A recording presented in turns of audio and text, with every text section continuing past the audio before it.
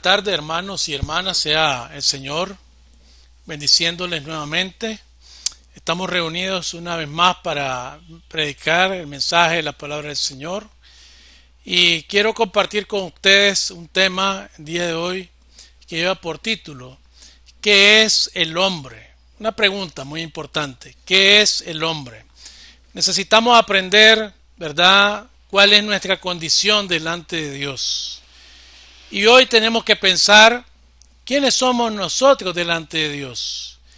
¿Quién eres tú delante de Dios? Quédese con esas preguntas en su mente que vamos a estar hablando de este tema. Y para iniciar, quiero llevarlo al Salmo capítulo 8, Salmo de David, verso 4 al 6. Dice la palabra del Señor: digo, ¿qué es el hombre para que tengas de él memoria, y el hijo del hombre para que lo visites? Le has hecho poco menor que los ángeles, y lo coronaste de gloria y de honra. Le hiciste señorear sobre las obras de tu mano.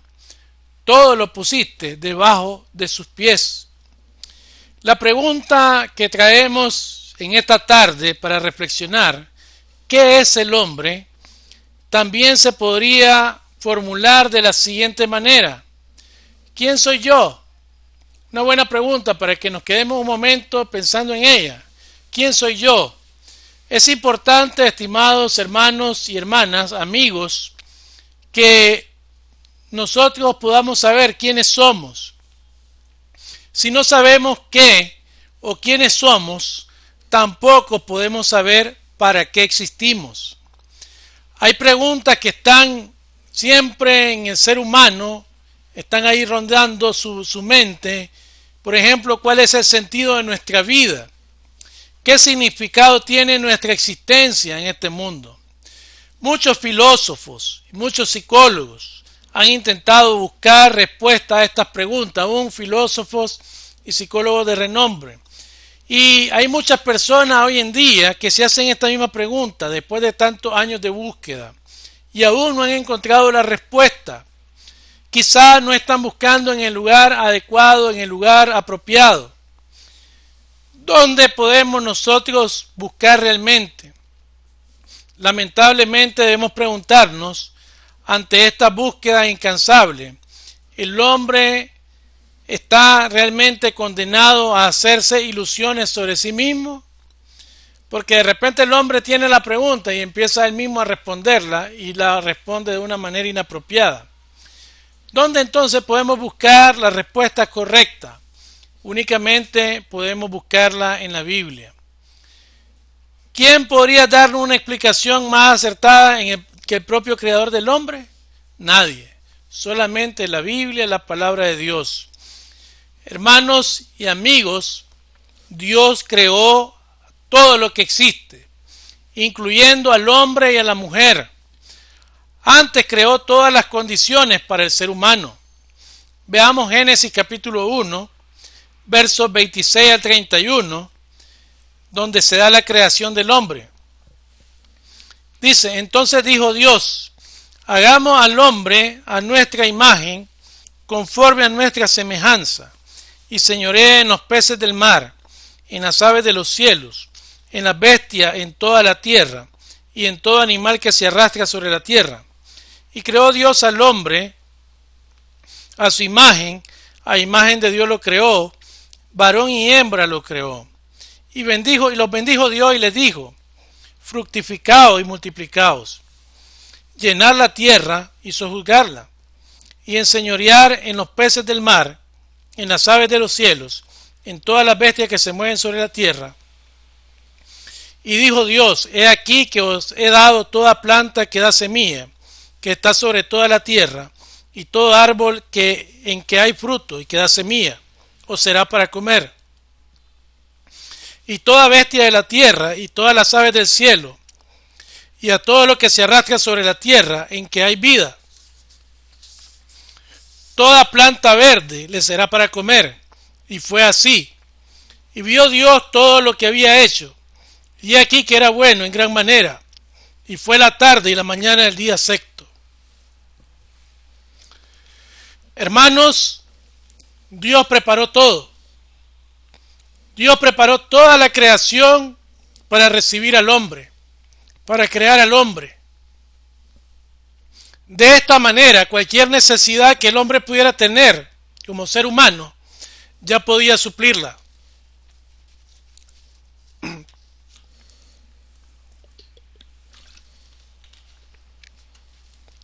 Esto demuestra, amados hermanos, que todo lo creado anteriormente, de que el hombre fue creado para servir al hombre, para su bien y disfrute. El hombre entonces, amados hermanos y hermanas, es la corona de la creación de Dios. Y todo aquello tan maravilloso creado, que era bueno en gran manera, dice el verso 31, lo creó Dios para nosotros. Ahora, como cristianos, debemos recordar esta pregunta nuevamente. ¿Qué es el hombre entonces? Y quiero decirle que esta pregunta se la hicieron muchos hombres de la Biblia. Por ejemplo, Job, cuando estuvo agobiado, allá en Job capítulo 7, verso 17, se hizo esta pregunta. Job le hizo esta pregunta a Dios: ¿qué es el hombre para que le engrandezcas y para que pongas sobre él tu corazón? Y mire bien, Job hace una pregunta a Dios porque ve su limitante humana. La puede ver perfectamente su limitante humana delante de él.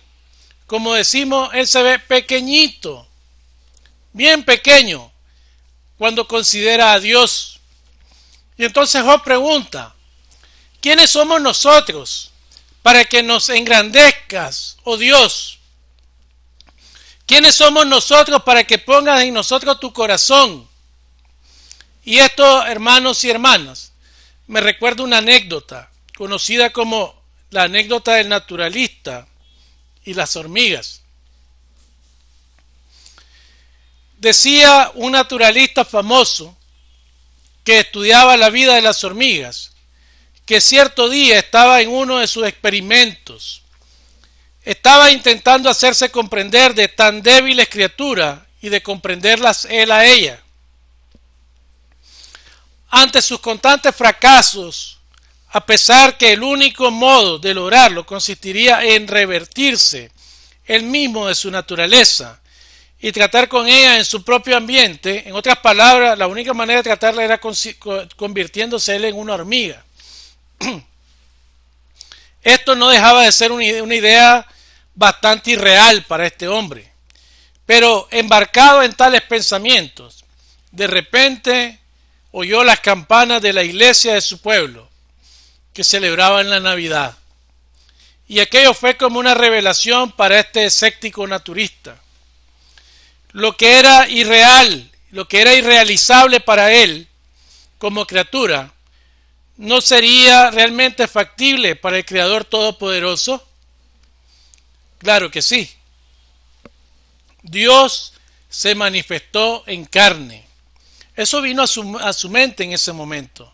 Ciertamente, hermanos y hermanas, es un misterio para nosotros, pero no es una imposibilidad para el Ser Supremo que ha dado vida y ha ordenado este universo. ¿Por qué no aceptar que tan admirable propósito fue realizado en la incomparable figura que se levanta en el curso de la historia con el nombre de Jesucristo?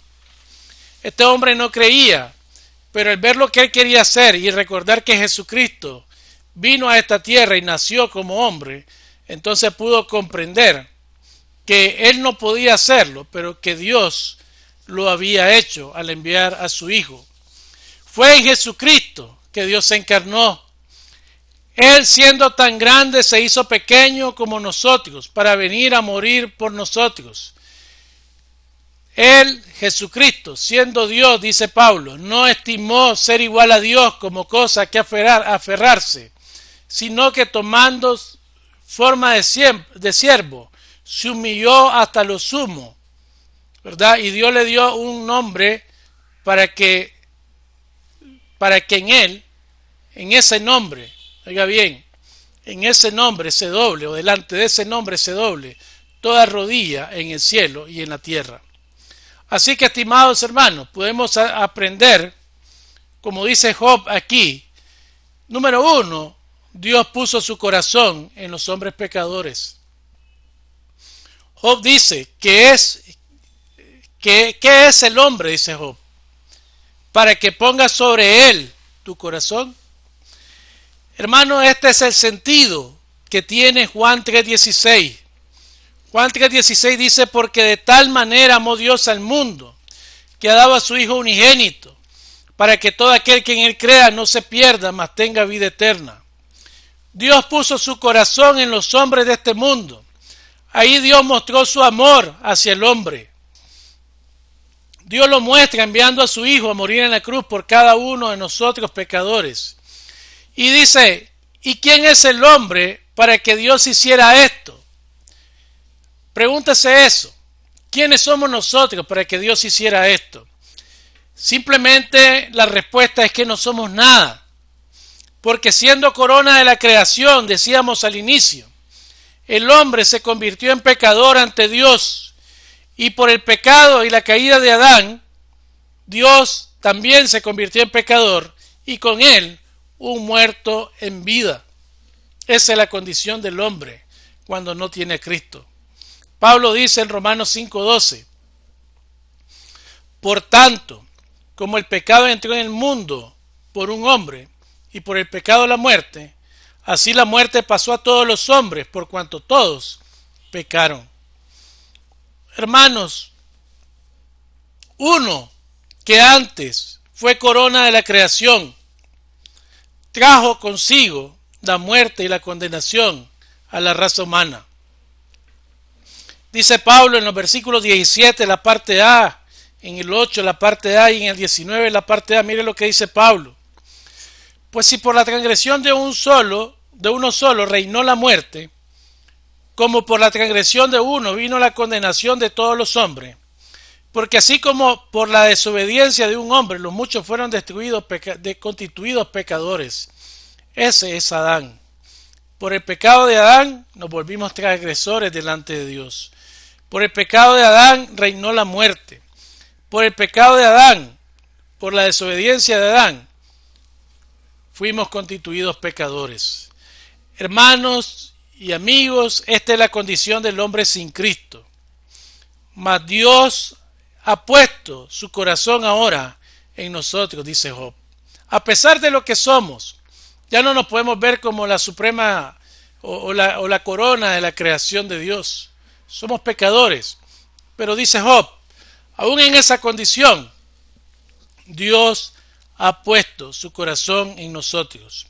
Ahora, el hombre sin Cristo vive separado de Dios y condenado por el pecado. Pablo dice, por cuanto todos pecaron, están destituidos de la gloria de Dios en Romanos 3:23. Pablo dice, la paga del pecado es muerte en Romanos 6:23, la parte inicial. Pero también enseña el apóstol Pablo que el gran amor de Dios trajo solución a los hombres, a esa condición de pecado, a esa condición de destituido de la gloria de Dios, a esa condición de muerte.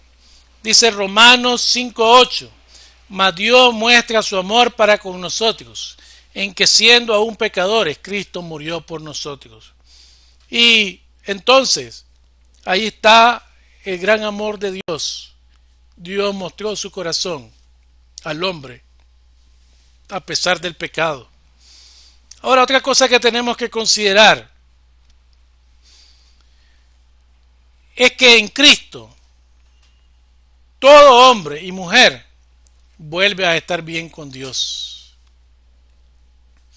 Por Adán somos pecadores, somos transgresores, somos destituidos de la gloria de Dios. Por Adán entró la muerte, por Adán somos pecadores. Pero en Cristo todo hombre y mujer vuelve a estar bien con Dios. Ahora veamos nuevamente Romanos 5, verso 15.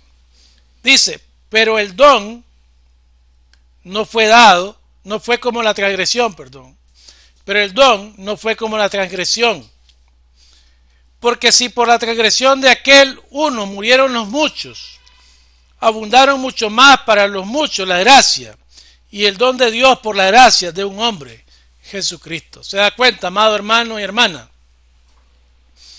El regalo, el don, el obsequio de Dios, su Hijo Jesucristo, en la cruz del Calvario.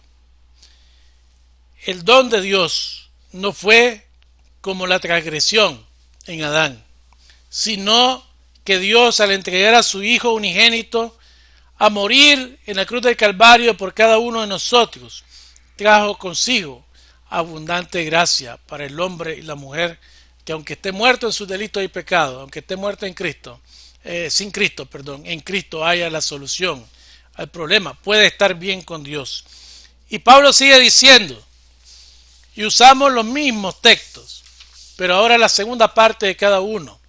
Romanos 5:17 la parte B, Romanos 5:18 la parte B y Romanos 5:19 la parte B. Mira lo que dice Pablo respecto al hombre en Cristo.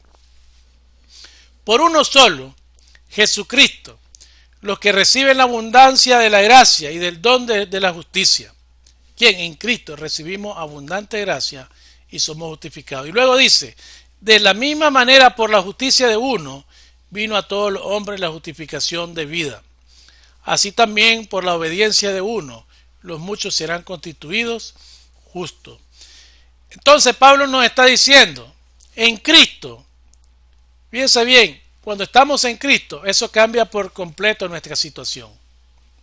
Primero, Dios nos hace corona de la creación.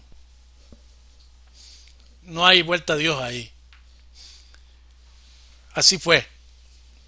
Pero segundo, en Adán nos volvemos pecadores, nos volvemos alejados de Dios y nos volvemos condenados a la muerte eterna.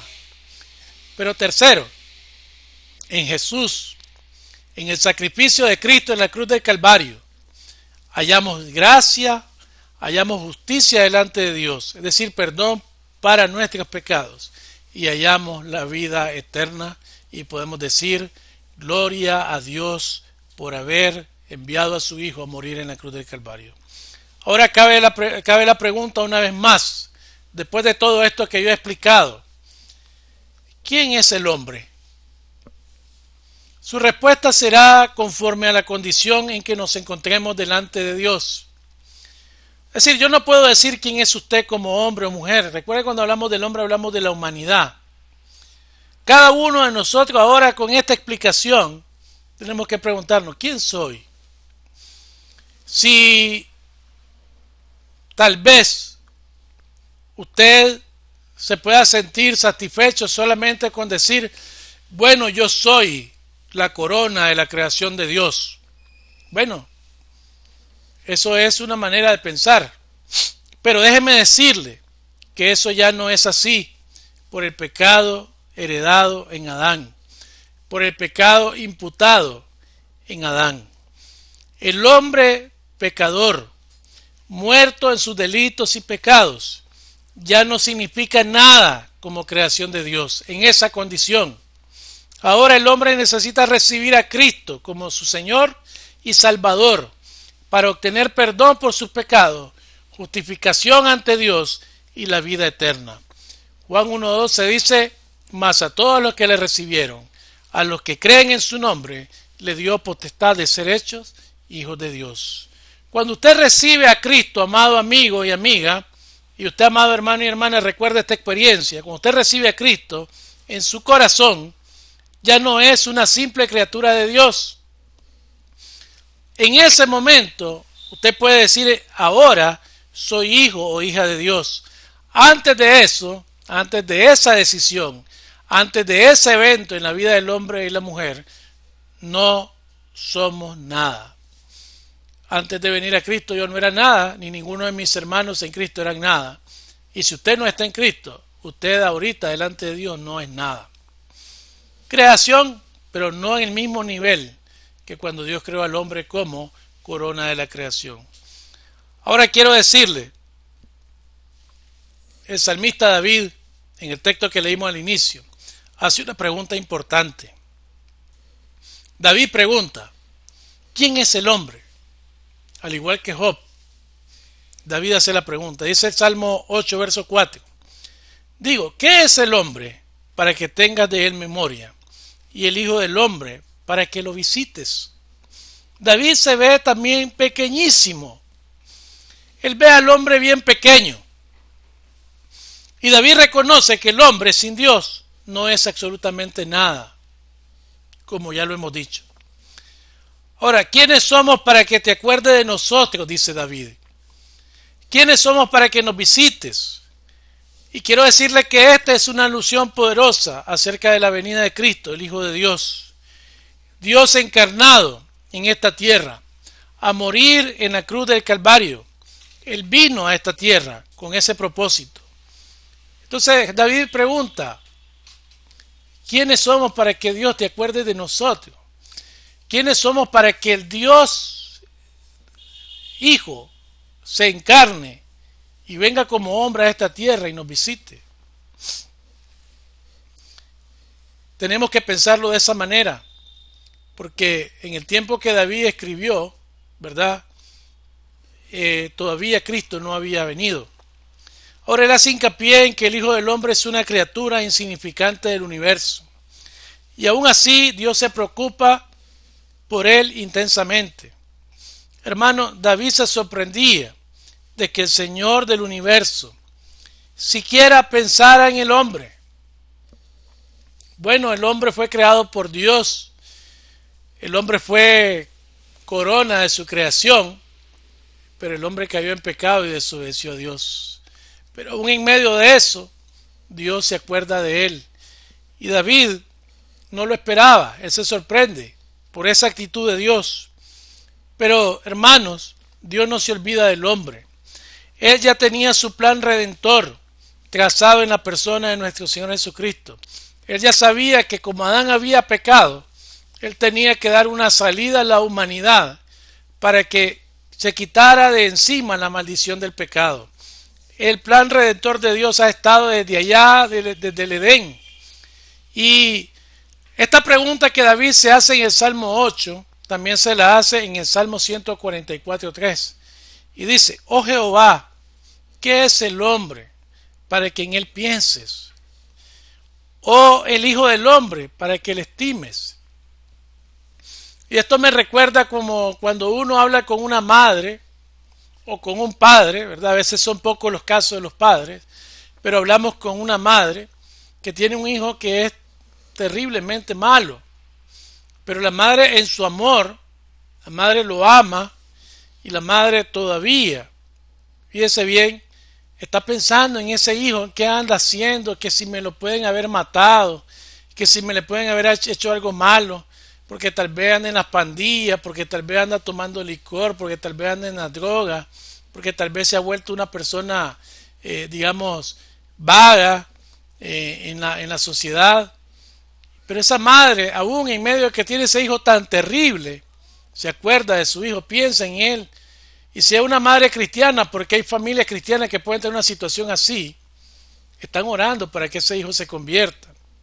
Y aquella madre siente el dolor por su hijo o por su hija que anda descarriada. Y bueno, así es Dios con nosotros, así es Dios con el hombre, así es Dios con el hombre que anda perdido. Y yo le doy gracias a Dios porque un día Dios me alcanzó a mí, así como alcanzó a muchos. Pero Dios quiere salvar al hombre perdido.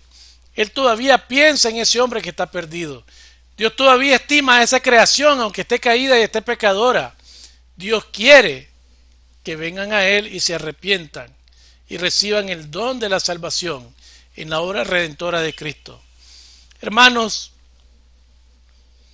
y es que él, David, siendo pecador, él siempre reconoció que necesitaba ir a Dios.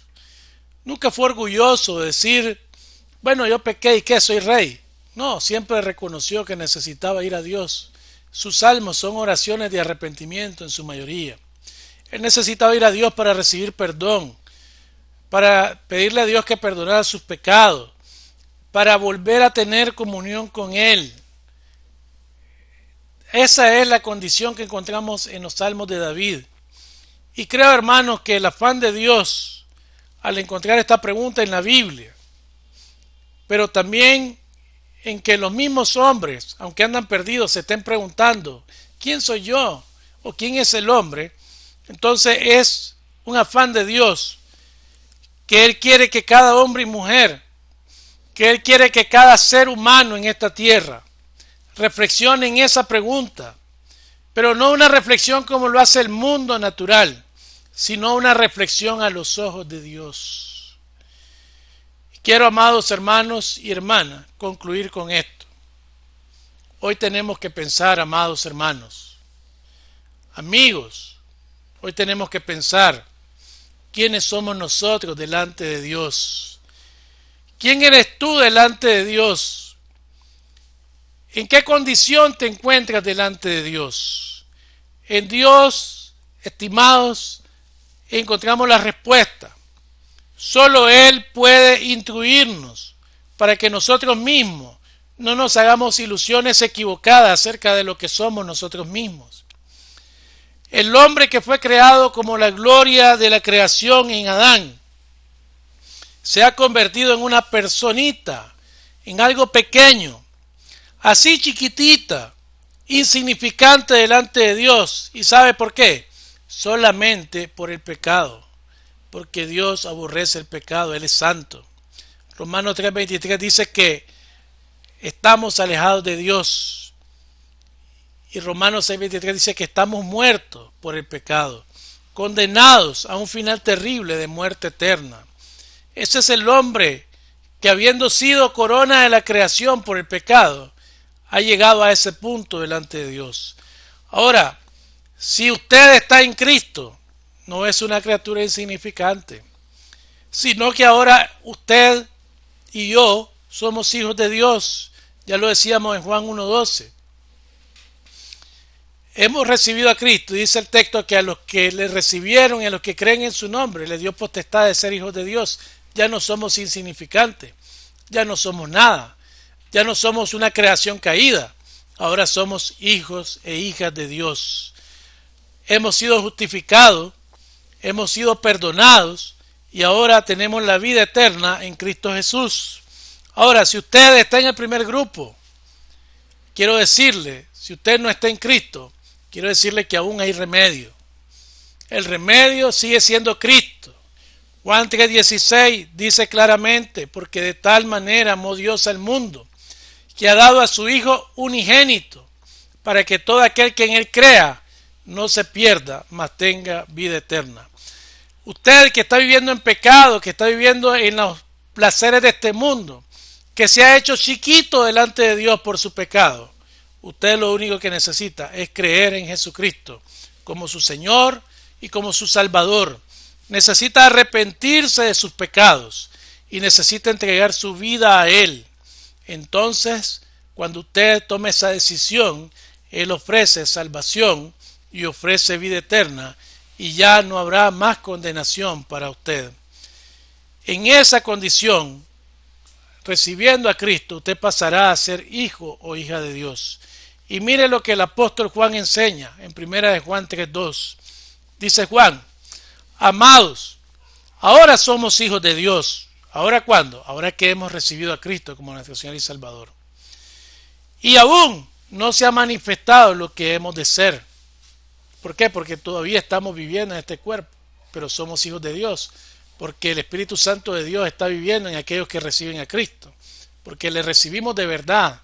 Y dice Juan: pero sabemos que cuando Él se manifieste, seremos semejantes a Él, porque le veremos tal como Él es. Y quiero decirle, amado hermano y hermana, esa es la promesa del arrebatamiento de la iglesia. Cuando el Señor se manifieste en la nube, dice Pablo allá en 1 Tesalonicenses 4, del versículo 13 en adelante. Entonces los muertos en Cristo resucitarán primero, y luego nosotros, los que hayamos quedado, vamos a ser arrebatados juntamente con Él. Y Pablo, escribiendo a la iglesia en Corinto, en 1 Corintios 15, dice que vamos a tener cuerpos transformados. Por eso el texto dice aquí: seremos semejantes a Él, porque le veremos tal como es. no vamos a poder estar en la presencia de Dios, en la presencia de nuestro Señor Jesucristo con estos cuerpos pecadores, pecaminosos. Entonces el Señor nos va a transformar.